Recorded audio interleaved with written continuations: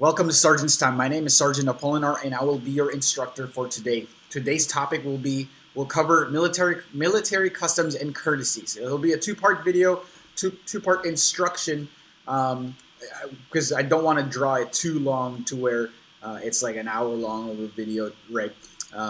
Again, this is Sergeant's Time, and it's our mission here is to provide you warriors with materials that you can study that will eventually help you to for basic training, help you better prepare for basic training, and along with that, it can also help you with drill.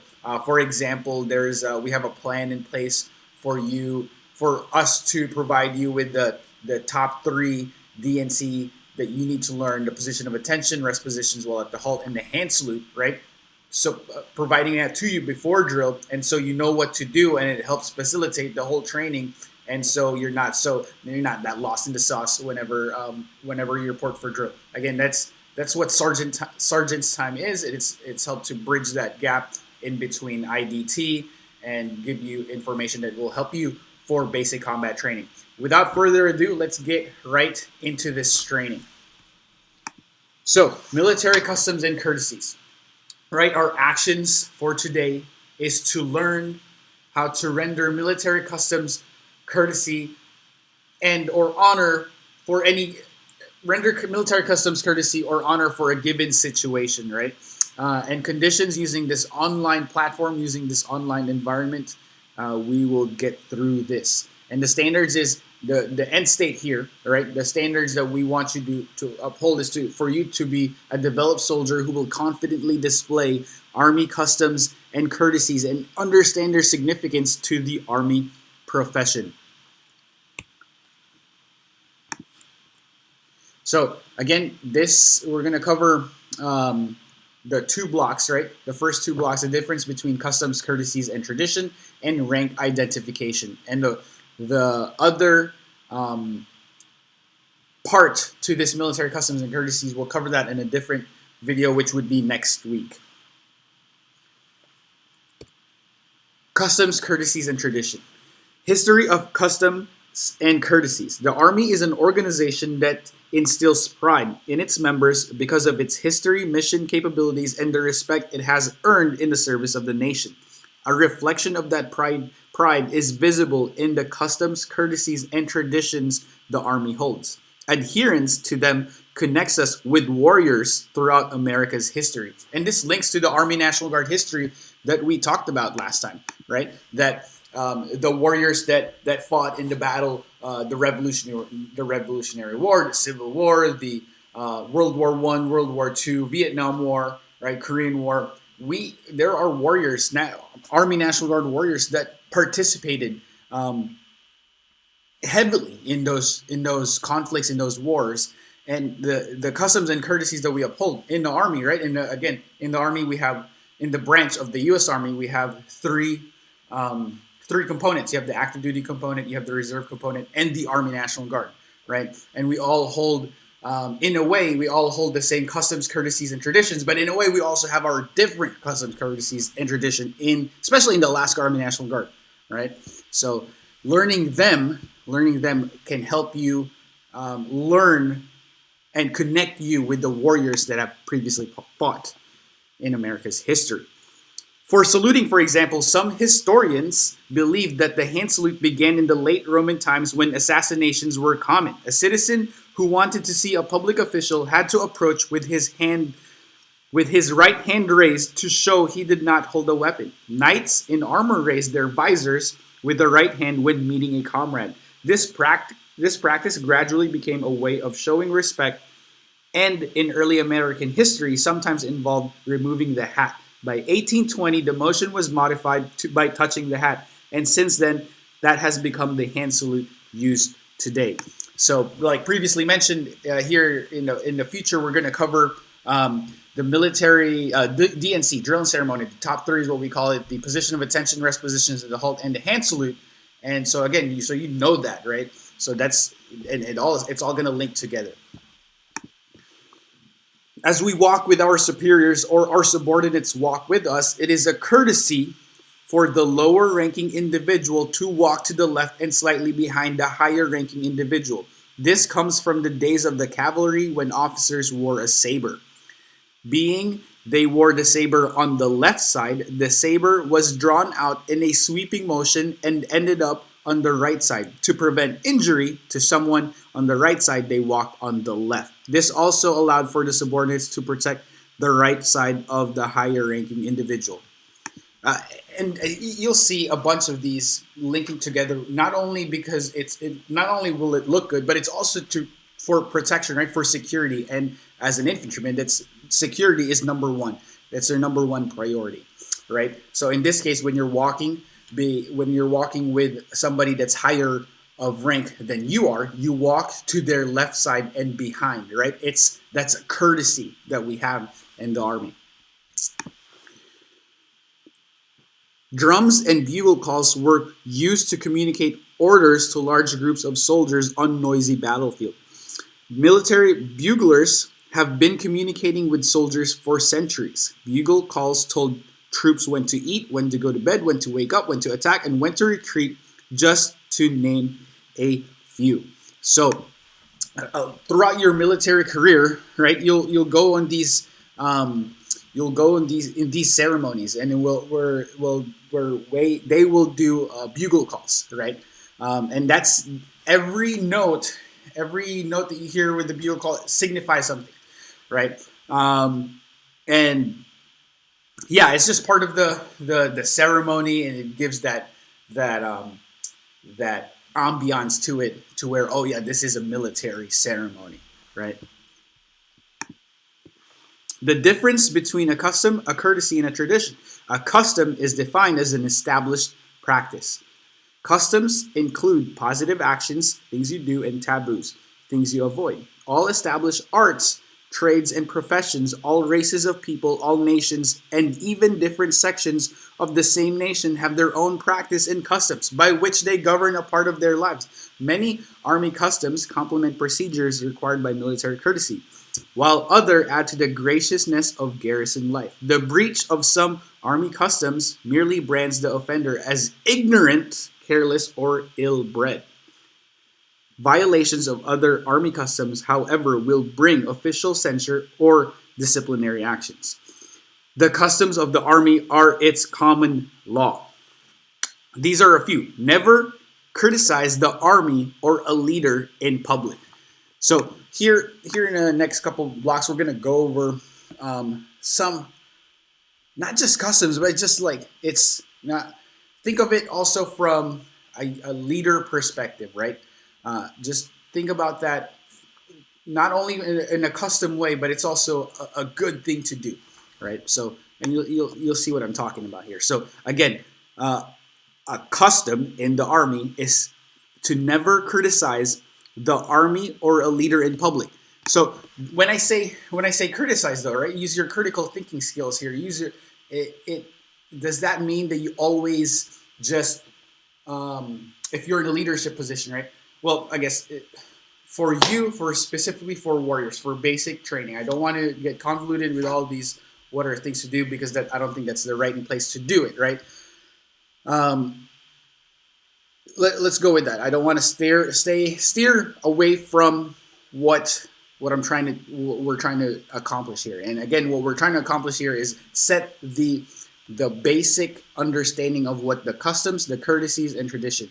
And along throughout your career, the point that maybe I was about to get into is find the dichotomy between criticizing positively and negative critiques, right? So again, we're sticking to the point here, and the point is to understand the customs, the courtesies, and traditions that we have in the army.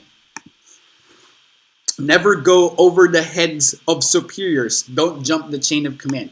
So don't jump the chain of command. What's a good example of don't jump the chain of command? Let's say, if you didn't know, if there was a formation, and you somehow forgot what time that formation was. In your case, as a private, right, you should contact your first line leader, right? And then your first line leader should be able to give you that information, right? What shouldn't happen, a good example of jumping the chain of command would be if instead of you asking your first line leader what the details are, you go, for example, you go directly to the commander. It's like, there are people between you and the commander, not because to say that you can't have access to them, right? It's because to ensure that the leaders, your first line leader, you're giving them an opportunity to help you solve that problem because that's their job, right? And the commander, obviously, I'm sure in this case would be more than happy to help you, right?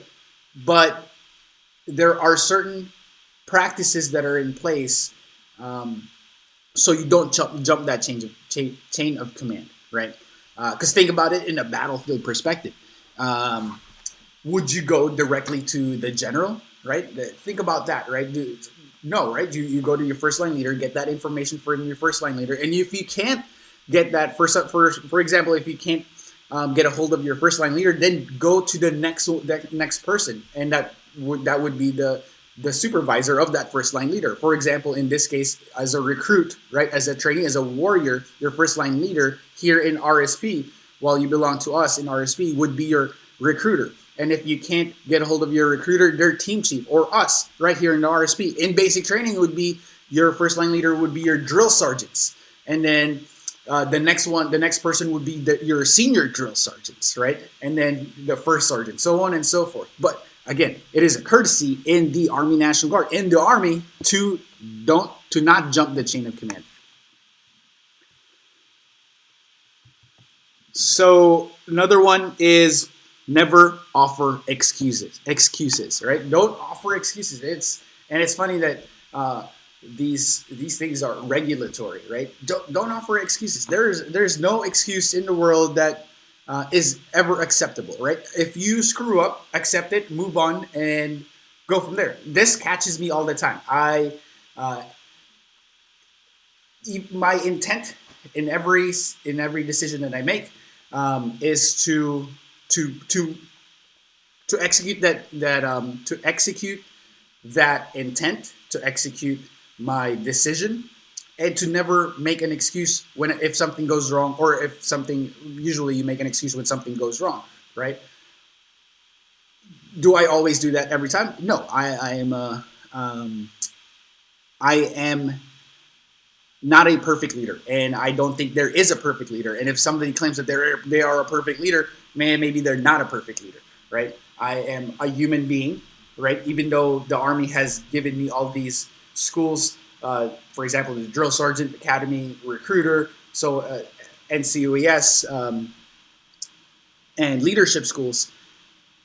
If I'm confusing anyone with the acronyms, it's all right. We're going to go through these acronyms, and you're going to learn these acronyms as you go on your time in the RSP. But going back to my thought, there is there are no excuses that can fix a bad situation. What can fix a bad situation is an appropriate action that solves that problem, not an excuse, not a he so and so didn't do this, so and so and then so and so didn't happen, and so on and so forth. It doesn't matter if something went wrong, figure what went wrong, fix it, and move on from it. Right, move on from that mistake. And again, even as a leader, right, even as a non-commissioned officer, it's so easy to fall into that trap. It's like to just blame it on somebody else. But getting sidetracked here, it is a courtesy in the Army to never offer excuses. Never wear a superior's rank by saying something like, "The first sergeant wants this done now," when in fact the first sergeant said no such thing. Speak with your own voice.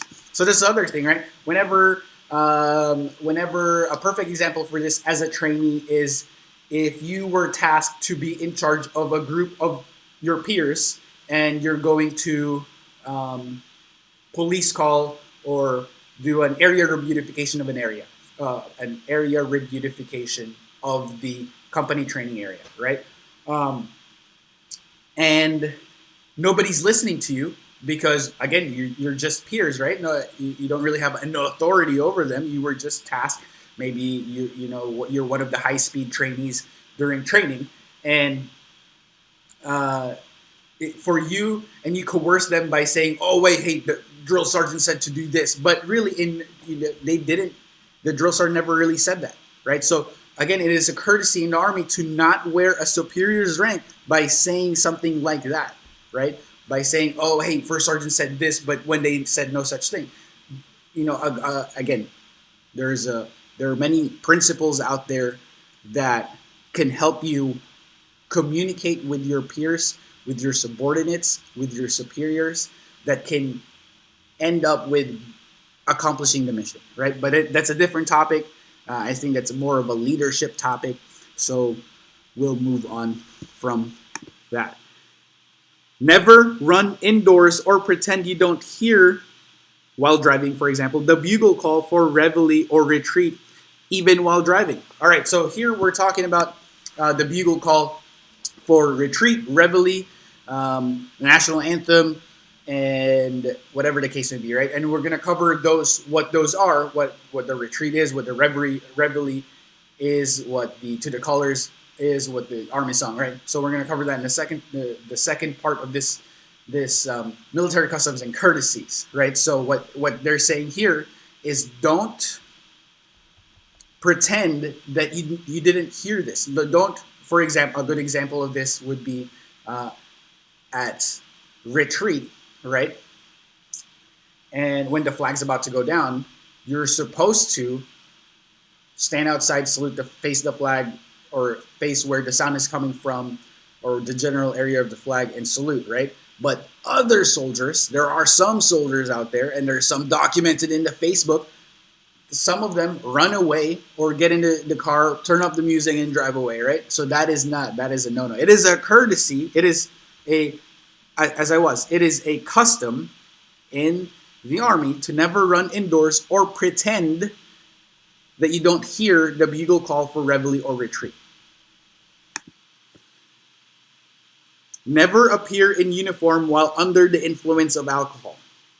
If you don't know the answer to a superior's question, you will never go wrong with the response, "I don't know, sir," or "drill sergeant, but I'll find out."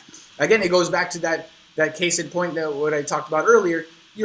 I am not a perfect leader. Again, if you are a perfect leader and you claim to be a perfect leader, I'd like to know more about it on how to be a perfect leader. But I don't think a person, an individual, can ever reach that perfectness, right? Like there is nothing wrong that you can do, right?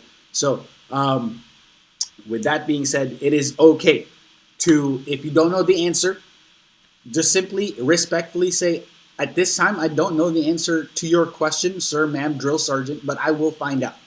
Right? That's perfectly fine. And sometimes your ego can get into it, and it can get in the way of you trying to say that. Sometimes, to me, it happens to me. It's like I don't want the other people to know that I don't know the answer, right? Because there are some things that maybe they think that you should know that, right? But again, it is okay. It is a custom, actually, in the army, that if you don't know the answer, simply and respectfully say, "At this time, I don't know the answer, but I will find out," right? Courtesy. Among members of the armed forces, it is vital to maintain discipline. Military courtesy means good manners and politeness in dealing with other people. Courteous behavior provides a basis for developing good human relations. The distinction between civilian and military courtesy is that military courtesy was developed between in a military atmosphere and has become as an integral part of serving in uniform. For example, we train soldiers to say "sir" or "ma'am" when talking to an officer. Military courtesy is not a one-way street. Enlisted personnel are expected to be courteous to officers, and likewise, officers are expected to return the courtesy. Mutual respect is a vital part of military courtesy. Mutual respect is a vital part of military courtesy. We're going to go over a couple of examples of what examples of courtesy, of military courtesies, right? But take that last sentence. I read it twice for a reason, right? Mutual respect is a vital part of military courtesy. Relationship is a two-way street. It can be a one-way street. If it's a one-way street, then maybe it's not a relationship, and maybe it's more of a dictatorship. But again, take that. I can't stress it enough.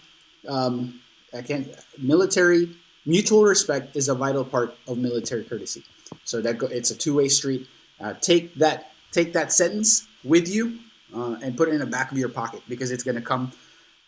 Not only in the military, it also goes for when you're driving in the Glen Highway, and somebody maybe is trying to cut you off, and you said, "Oh, you know what? I'm not gonna let you cut me off. I'm not gonna let you pass on the left lane. I'll just get closer to the car in front of you, and you just create." Again, this is not only a military thing. This is a human being thing, right? Mutual respect is a vital part of military courtesy. Examples of courtesy: the hand salute, standing at attention when talking to an officer. When you are dismissed by an officer, or when he departs, come to attention and salute, right? And again, it talks about a lot of salutes. It's been mentioned, if you don't know how to salute yet, if you recently enlisted, or you've never attended drill just yet, you'll get to learn these things, right? But the hand salute, I think it's one of the soldier thing to do, that even if you're not a member of the military, as a civilian, when you see an individual salute, you all immediately think of a soldier, right? Of a military personnel. For NCOs, when an NCO of superior rank enters the room, the first warrior to recognize the NCO calls the room to at ease, right? And some of you that have been to basic training, some of you that have been to RSP, this is a thing in RSP. So when, let's say, a good example for this, let's say there are no NCOs in the room, there are no cadres in the room, it is just warriors, right? The first person that walks in, the first NCO that walks into that room, or a superior ranking individual in this case, right? You need the first warrior to see it, calls at ease as loud as you can. It's not a. Well, for example, somebody walks in, it's not at ease. No, it's at ease, right? Yeah, as loud as you can. And it's the first warrior, or in that case, just echo it out. Just echo it out. Yeah. But I just want to point this out. Whenever, for example, there's a staff sergeant in the room. The person that walks in the room is a staff sergeant, and as soon as that staff sergeant walks in, everybody yells "at ease," like as loud as they can, right? And then a sergeant first class walks in. Do you call at ease or do you not call at ease? What's the right thing to do? The right thing to do is call at ease for that sergeant first class, right? How about and then vice versa? If a staff sergeant is already in there and a sergeant walks in, do you call at ease? The right answer is you don't call at ease. Okay, so it's, again, the key word there is superior rank. When speaking to or being addressed by an NCO of superior rank, stand at parade dress until otherwise directed. We're going to learn this again in the rest positions while at the halt. This parade rest is one of the positions while you're at the halt, and essentially it's a modified position of attention, and it's the equivalent of the position of attention when you're speaking to an officer, and that's the equivalent of when you're speaking to a non-commissioned officer. When an officer of superior rank enters a room, the first warrior to recognize the officer calls the room to attention, but does not salute. Only salute indoor when reporting to an officer. So, keeping with that same scenario that we had earlier, and an NCO is already in there, and an officer walks in. Do you call the room to attention? Yes, that's the right answer. You call the room to attention as loud as you can. So let's say a captain walks in. Right, you call attention, and then if a major walks in, do you call attention? Yes, because they're, again, superior rank. But let's say a captain's already inside the building, inside the classroom, and then a lieutenant comes in. Do you call the room to attention? No, knows the answer, right? Because again, superior rank. When entering a vehicle, the junior ranking warrior is the first to enter, and the senior in rank is the first to exit. It's crazy how it goes into detail of that, right? These are again these are now the courtesies. We're talking about the courtesies. So it is a courtesy in the army to, when you are entering or exiting the vehicle, the junior ranking warrior is the first to enter, and the senior rank is to first to exit. And that right, not only is it maybe professional, right? It's also when you're in the chalk. So for some of the warriors that have flown with us, right, the first person to walk in is the junior soldiers, right? The soldiers coming. So for accountability, so for example, for me, I'm the last one to make sure that everybody in my chalk gets in the bird, and I'm the first one to get out. So because I'm again getting that accountability. I think when I just, the movie popped in my head, the movie We Were Soldiers. If you don't know that movie, I highly suggest that. And Lieutenant Halmore portrayed Lieutenant Halmore, who was being played by Mel Gibson, right, in the movie. There he did a speech there to where I will never leave anyone in the battlefield. I will be the first one. Somewhere along those lines is a good speech. But yeah, if you don't know that movie, watch that movie.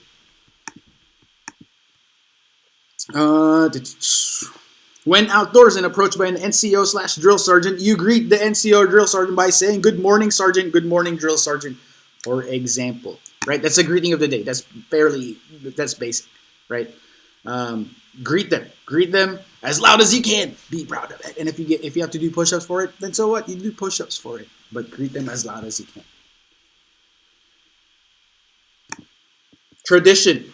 It is a customary pattern of thought, action, or behavior by an identifiable group of people. It is information, beliefs, and customs handed down by word of mouth or by example from one generation to another without written instruction. Tradition gives warriors a feeling of pride to understand just why we do the things that we do. So traditions can be word of mouth. It's not really a written thing. It's like a unit-specific thing. And that's how traditions get passed on, right? So there's not really it can be, like I said, it can be a unit thing, like the whole army thing. Examples of it would be ceremonial duties. Soldiers of the old guard have been sentinels of the tomb of the unknown soldiers since 1948.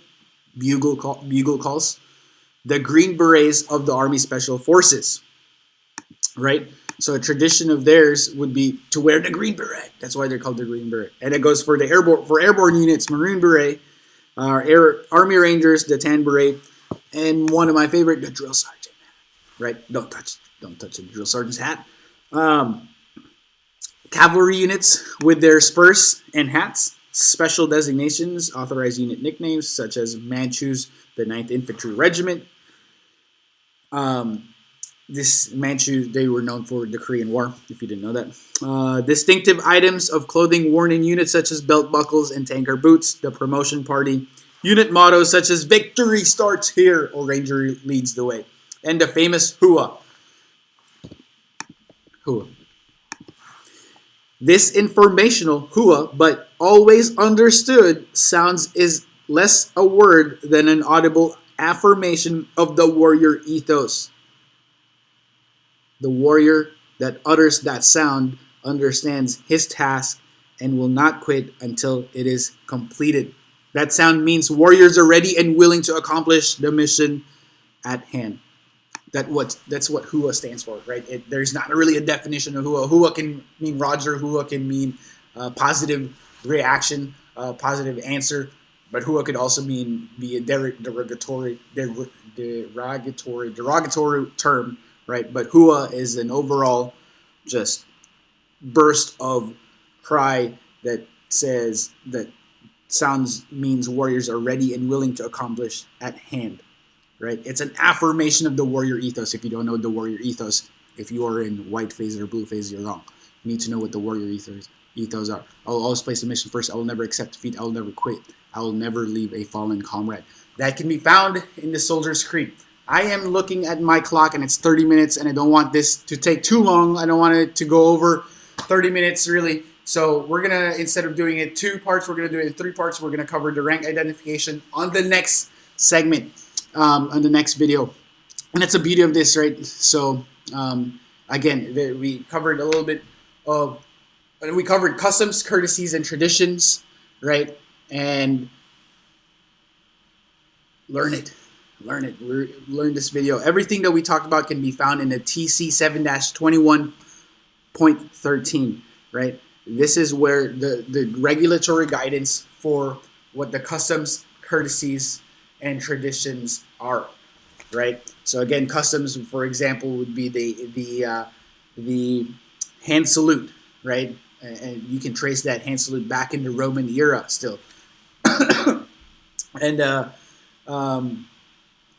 customs, again, never offer excuses. That's my favorite. Don't never offer excuses. Some courtesies that we have here would be standing at, calling the room to attention or at ease, depending on if it's an officer or non-commissioned officer walks in. And then traditions, the tan beret, the green beret, the campaign hat, the drill sergeant hat. Those are some of the traditions that we have followed through and what we carried on. And we want to make more traditions. This video is getting too long. I don't want to get too long anymore. So we're going to end it there. And I will see you on the next one. And again, we only covered the first block, the custom, courtesies, and tradition. And in the next video, we'll cover the rank identification, and the following that would be how to report, what are the bugle calls, what are to the colors, what is the retreat, right? So keep listening, keep learning. I encourage you to learn more about this. This video doesn't, my teaching, this instruction isn't going to replace the regulation, right? Hopefully it encourages you to read more about it. At one point in my military career, I hate reading. I hate reading. I listen to audiobooks, but more and more now as I grow into this profession that we call the Army Soldier Organization, right? As I call this my career, I'm learning more and more that there are good things that you can find in what we do in the Army. The regulations, troop leading procedures, battle drills, right? And not only does these principles, these laws of combat, not only do they apply to military operations, but they also apply to your day-to-day activities, day-to-day lives. You can apply all of them. You can find parallels to military operations and civilian operations. It's important to us because, right, citizen soldiers. That's what Army National Guard soldiers are. We are citizen soldiers. So, all right, until the next time, I will see you on the next video. And if you haven't done so, follow us on Facebook, like this video, share this video with some of your peers, with your battle buddies within RSP, and learn, and work out. All right, I will see you next time. Thanks. Bye.